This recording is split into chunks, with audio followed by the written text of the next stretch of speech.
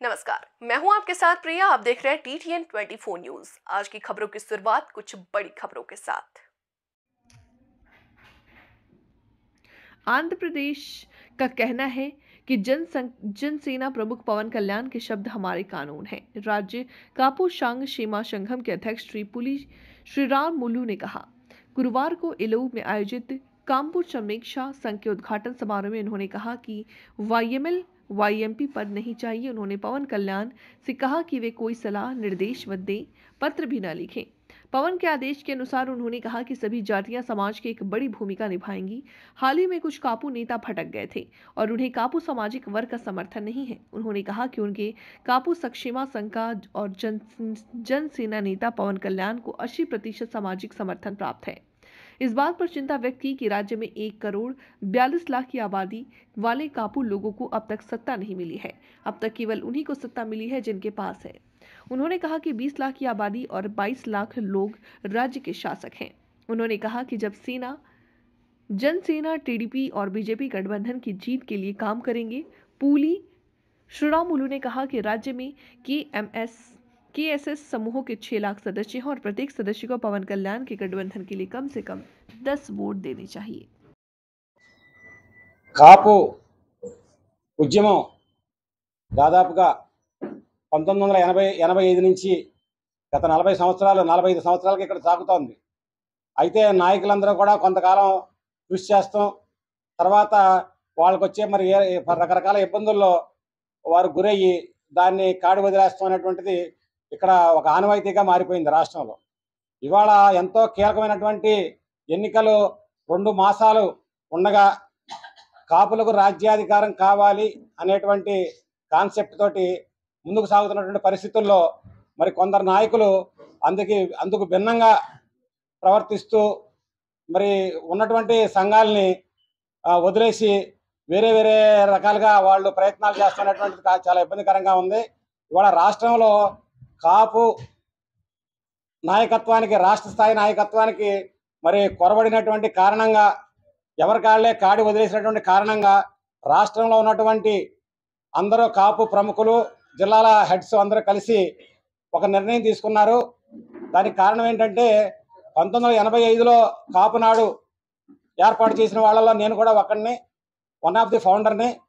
కాపునాడులో రాష్ట్ర కార్యవర్గ సభ్యుడిగా ఉన్నాను ఆనాడు. తర్వాత హరిరామ జోగయ్య గారు 4 సంవత్సరాల క్రితం కాపు సంక్షేమ సేన అనేటువంటి సంస్థను స్థాపించారు. దాంట్లో కూడా నేను one of the executive committee, state committee మెంబర్గా ఉన్నాను. ఇలాగ 2 పెద్ద పెద్ద సంస్థల్లో మెంబర్గా ఉన్నటువంటి వ్యక్తి స్టేట్లో ఎవరో లేరు, అటు కాపునాడులో కానీ ఇటు కాపు సంక్షేమ సేనలో కలిపి. అయితే ఇవాళ అనుకోకుండా మరొక సంస్థ ఈ రోజున ఇక్కడ లాంచ్ చేస్తడం జరుగుతుంది, కాపు సంక్షేమ సంఘం. దీనికి కూడా నేనే మరి స్టేట్లో ఒక ముఖ్య బాధ్యుడిగా నన్ను పెద్దలందరూ కూడా ఎన్నిక చేయటం, ఇది 3 సంస్థల్లో నేను కీలక బాధ్యత వహించేటువంటి విధంగా కాపు సామాజిక వర్గం వారు నా మీద పెద్ద బాధ్యతలు పెట్టారని చెప్పి, దాన్ని నాకు అవకాశం ఉన్నందరూ తూచా తప్పకుండా ఇప్పుడు దాకా నాకున్న కెరియర్ అందరికీ తెలిసిందే, మీడియా మిత్రులకు కానీ అందరికీ తెలుసు. అదే విధానంలో ముందుకి నీతి నిజాయితీలకు ఎటువంటి లోటుపాట్లు లేకుండా ముందుకు వెళ్తానని చెప్పి ఈ సందర్భంగా మీకు మనవి చేస్తా ఉన్నా. కాపు సంక్షేమ సేన కానీ, ఇవాళ కాపు సేవా సంఘం కానీ మేము పెట్టామంటే దానికి ప్రధాన కారణం కాపులకి రాజ్యాధికారం కావాలనేటువంటి విషయం. ఇక్కడ ఈ విషయంలో ఫస్ట్ మా నిర్ణయం, మా యొక్క అభిప్రాయం, సమిష్టి అభిప్రాయం ఏంటంటే, మాకు పవన్ కళ్యాణ్ గారు ఏది చెప్తే ఆయన మాటే మాకు శాసనం అని చెప్పి ఈ సందర్భంగా మీ అందరికీ మనవి చేస్తా ఉన్నా. అలాగే మేము పవన్ కళ్యాణ్ గారిని ఎమ్మెల్యే సీట్లు అడగం, MP సీట్లు అడగం, ఆయనకి ఎటువంటి లెటర్స్ రాయం, ఆయనకి ఎటువంటి సలహాలు ఇవ్వం. ఆయన ఏం చెప్తే దాన్ని అమలు పరుస్తాకే ఈ రోజున ఈ కాపు సంక్షేమ సంఘం అనేటువంటి దాన్ని మేము ఏర్పాటు చేసుకున్నాం. అలాగే ఆయన మరొక విషయం, పవన్ కళ్యాణ్ గారు ఏదైనా నిర్ణయం తీసుకుంటే ఆ నిర్ణయాల్ని మేమేమి ప్రశ్నించాం. ఆయన గతంలో 3-4 సార్లు వారితో సమావేశం అవడం జరిగింది. ఆయన ఒకటే చెప్పారు, మీకు తలవంపులు తెచ్చే పని నేను ఏది చేయను, వ్యూహం నాకు వదిలేసేయండి, నన్ను నమ్మండి అని చెప్పి ఆయన చెప్పారు.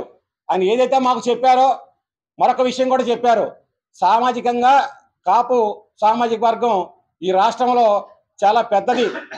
సింగిల్ లార్జెస్ట్ కమ్యూనిటీగా ఉంది కనుక మీరు పెద్దన్న బాధ్యత మీరే వహించండి. ఎవరైతే రాజ్యాధికారానికి దూరంగా ఉన్నారో ఆ సెక్షన్స్ అన్నింటినీ కూడా మీరు కలుపుకొని మీరే ముందుకు వెళ్ళి వాళ్ళందరికీ పెద్దన్న పాత్ర వహిస్తూ ఈ రాజ్యాధికారం చేపట్టేటువంటి దాంట్లో ఒక కాపులకనే కాదు, ఎవరైతే దూరంగా ఉన్నారో బడుగు బలహీన వర్గాలు, బీసీ, ఎస్సీ, ఎస్టీ, మైనార్టీస్ ఎవరైతే ఉన్నారో రాష్ట్రంలో వారందరికీ కూడా రాజ్యాధికారం దక్కాలనేటువంటి కాన్సెప్ట్ తో ఆయన ఏదైతే చెప్పారో మాకు దాన్ని తూచా తప్పకుండా అమలు చేస్తాకే ఈ రోజున ఇక్కడ సంస్థను స్థాపించాం. అయితే ఇది మేము కావాలని చెప్పి ఇవాళ డేట్ ఫిక్స్ చేసుకోలేదు, ఇది యాదృచ్ఛికంగా జరిగింది. జనసేన పార్టీది ఇవాళ 11వ వార్షికోత్సవం అంట. నాకు తెలియదు. ఇవాళ మేము అది కోఇన్సిడెంట్ గా జరిగింది, అనుకోకుండా జరిగింది.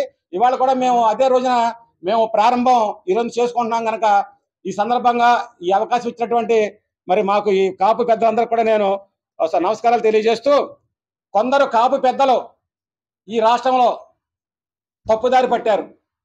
అది పొరపాటో గ్రహపాటో వారి వ్యక్తిగత లాభాలో వ్యక్తిగత ఎజెండాలో ఏంటో నాకు తెలియదు, కానీ అవసరం వచ్చినప్పుడల్లా కాపు సామాజిక వర్గం వారిని వాడుకుంటున్నారు, వదిలేస్తున్నారు.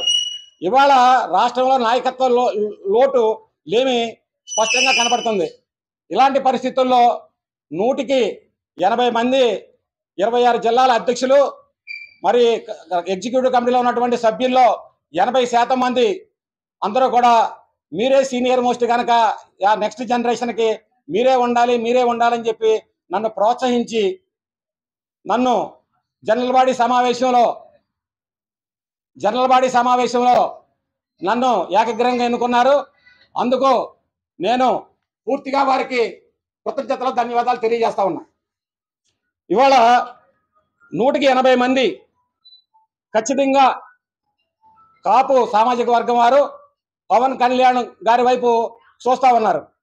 మరొక విషయం, కాపు పెద్దలు కొంతమంది పెడదారి పట్టినా తప్పుదారి పట్టినా ఈ నెక్స్ట్ జనరేషన్లో ఉన్నటువంటి కాపు యువత చూస్తా ఊరుకోదని 100కి 80% మంది కాపు సామాజిక వర్గం వాళ్ళం ఖచ్చితంగా పవన్ కళ్యాణ్ గారికి ఆయన ఏవైతే చెప్పారో మాకు తెలుగుదేశం పార్టీ, భారతీయ జనతా పార్టీ కూటమికి మేమందరం కట్టుబడి ఉన్నామని చెప్పి ఈ సందర్భంగా మీ ద్వారా రాష్ట్ర ప్రజానీకానికి విజ్ఞప్తి చేస్తా ఉన్నాం. చాలా ప్రజాస్వామ్య వ్యవస్థలో చాలా దారుణమైనటువంటి పరిస్థితులు ఏంటంటే ఈ రాష్ట్రంలో 1,42,00,000 మంది కాపు, తెలగ, బలిజ సామాజిక వర్గం వారు ఉంటే స్వాతంత్రం వచ్చిన కాడి నుంచి 22% మంది ఉన్నటువంటి ఒక తెగవారు అధికారం చేపట్టారు. కొంతకాలం 20% ఉన్నటువంటి తెగవారు అధికారం చేపట్టారు. వాళ్ళు అధికారం చేపట్టేందుకు మేమేం బాధపడతల్లా, కానీ ప్రజాస్వామ్య వ్యవస్థలో అత్యధిక జనాభా ఉన్నటువంటి వారు వెనకాల సైలెంట్గా ఉండమని చెప్పు, ఎవరో బయటికి వెళ్ళిపోమని లేకపోతే సార్ ఇక్కడ 1,42,00,000 మంది కాపు జనాభా ఈ రాష్ట్రంలో ఉండగా ఇందాక చెప్పినట్లుగా